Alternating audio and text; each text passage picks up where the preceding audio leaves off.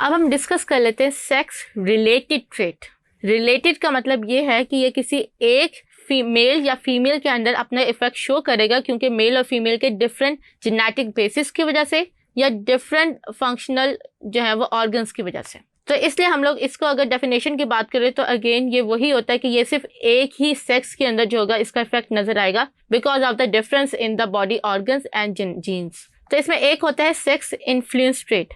Sex influence state वो होता है जो कि जिसके जीन्स मेल एंड फीमेल दोनों में प्रेजेंट होते हैं, लेकिन इसका एक के अंदर इफेक्ट जो होगा वो बहुत ज़्यादा प्रोड्यूस होगा because of the difference of hormones. For example, जो मिल्क प्रोड्यूसिंग जीन्स हैं वो मेल और फीमेल दोनों में प्रेजेंट होंगे, लेकिन जो फीमेल हार्मोन्स होते हैं जिनको हम लोग ऑक्सीटोसिन और आपका प्रोलैक्टिन हार्मोन है, क्योंकि वो फीमेल की बॉडी में रिलीज होता है, दैट्स वाई फीमेल की बॉडी के अंदर जो होता है वो मिल्क प्रोडक्शन होते हैं एज कम्पेयर टू मेल। और इसके साथ ही हम लोगों के जो टॉपिक्स है वो कंप्लीट हो गए।